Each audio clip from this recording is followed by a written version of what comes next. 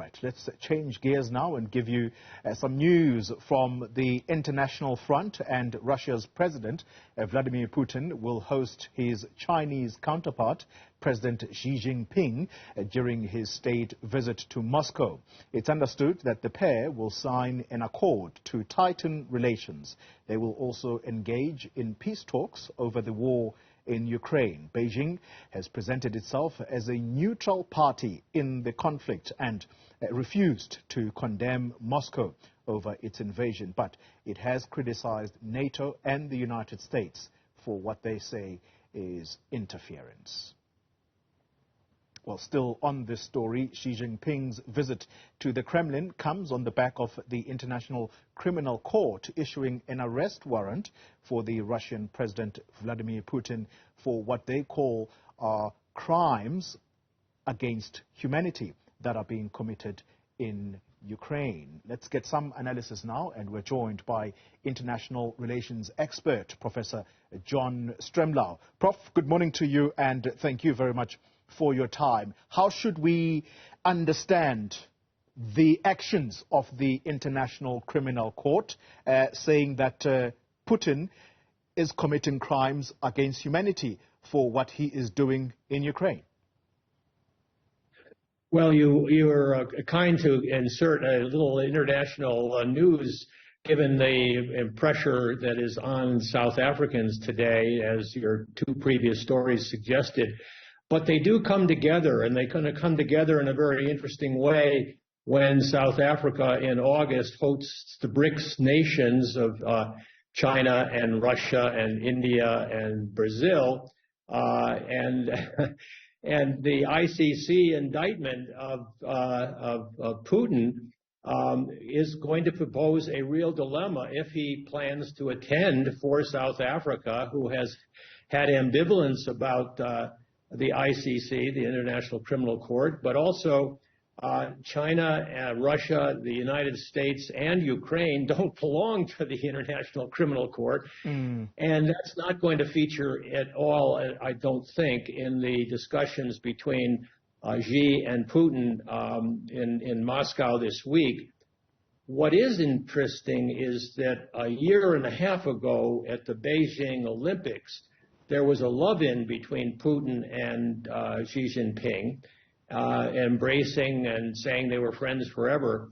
But that was premised on an easy win by Russia in Ukraine, and that would make it easier for Xi Jinping to have designs on Taiwan, which is an independent state now, even though it's not recognized. It's more ambivalent. But the former president of Taiwan is going to pay a visit to Beijing, the first since the revolution in '49, and that's a big deal. So there's a lot going on, and I think in Moscow today, it will really be a question of what is China going to do about this conflict, because Russia has become the very junior player in this equation. Prof, for us to understand it better in the South African context, and I'm happy that you actually did make mention of this impending BRICS summit that's going to happen in August, because I remember not so long ago President Ramaphosa making something of a jibe at the main opposition leader, John Steenhuisen, that have you brushed up on your Russian yet, which means that indeed there is an expectation for President Putin to possibly be here in South Africa in August. Now, there's been a lot of talk about whether or not South Africa is going to do what they did previously when they hosted Omar al-Bashir and there was an international arrest warrant for al-Bashir. South Africa failed to do that, and there was much criticism. You've already set the context, though, that Russia is not a signatory to the ICC. However, South Africa is.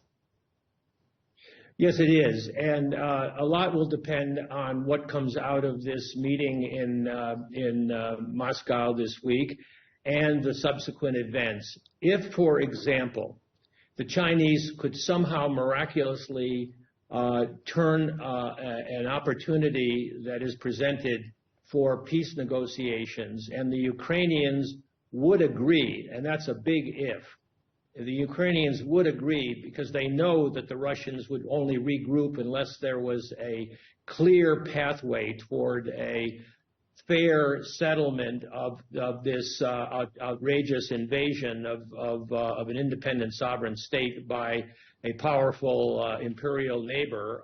It's a 19th century conflict. But in this equation, the Chinese have a lot more cards to play, and it's interesting for a South African perspective, because China is vying with the United States to be the world's biggest economy. And Russia is, the Chinese economy would be bigger than the 50 states of the United States, whereas Russia is barely the size of, it's not quite the size of the Texas economy or the California economy, nowhere near the California economy, or the New York economy. It's very small. And South Africa has very few business dealings, and especially since Ramaphosa froze the $1.5 trillion nuclear deal that Zuma and the Guptas were hot on trying to conclude before he left office. There is very little, relatively speaking, trade between Russia and South Africa, but there's a huge amount with China and investments, but also there's a huge amount, 600 companies from the United States are operating here. So South Africa's got to navigate these relationships very carefully. At the same time, it would really, really, really help everyone if you could have a peace process going forward by the time of the August BRICS summit. And then, Putin, everyone would look the other way about the ICC if they thought that there was a chance for a peaceful resolution. Now, I know that a lot of critics, particularly hawks in the United States, will say that I'm naive to think that there could be a deal here, but I look at the Ukrainian suffering and I look upon the possibility of maybe Ukraine joining the European Union and having an economic future that was self-determined for them by their terms. And I think that maybe a war of attrition only serves Putin's long-term interests, but does not serve the Chinese interests at all. Yeah. And so that maybe Xi Jinping will weigh in on he's got a 12-point peace plan, which has been kind of dismissed by the other side, and yet there is a hardline approach that the Chinese have taken to the Americans, which is probably attractive to the Russians. And South Africa has to navigate these waters too as the host of the BRICS. Yeah. Prof, let's then talk about the ICC and its indictment of the Russian president for what they are saying are war crimes that are being committed in Ukraine. And today, interestingly, 20 years ago, the United States, along with its allies, the UK, I think, stood out at the time. They invaded Iraq looking for weapons of mass destruction. That, to this day, is still a matter of big debate as to whether that invasion will ever be justified. I am not saying by any stretch of the imagination, Professor, that what is happening in Ukraine is something that can be overlooked. Families have been destroyed, displaced. People have lost lives.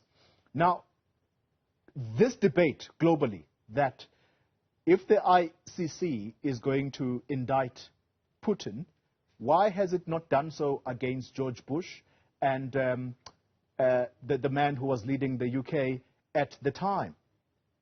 Tony Blair, I think it was. I can't answer for the ICC. I'm a great fan of the ICC, and I wish everyone would belong, including the United States. But I do think your comparison with the invasion of Iraq is worth dwelling on for a second. That was a military adventure that was disastrous and has led to a strong feeling domestically among the voters in the U.S. that the U.S. should not pursue any more adventurism in support of clients who are vying against nationalists in a war. I'm a child of the Vietnam War, for example, and I realized how impossible that was for the U.S. to have its clients. In the case of the Ukraine, it's a nationalist force. I mean, governments do change. And the ironic thing is that the British and the U.S. are now on the sides of nationalist forces, territorial integrity, sovereign equality. Let's hold them accountable. Let's hold the Americans accountable. South Africa held the Americans accountable. Thabo Mbeki was very outspoken in condemnation of George Bush, as was Mandela, for heaven's sakes. He warned Bush before the invasion not to do it. And so therefore, South Africa could be consistent here in support of territorial integrity and sovereign equality, which nominally it is. The Chinese nominally support it.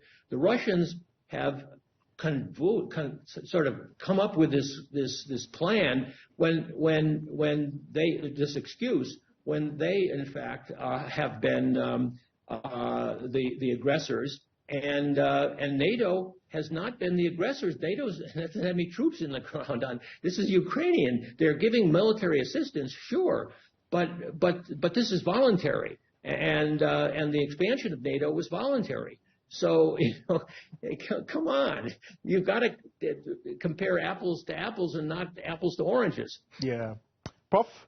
It's interesting indeed. It's a very interesting debate and a hot one at that. And I suspect we're going to talk a lot more come August. International relations expert, Professor John Stremlau.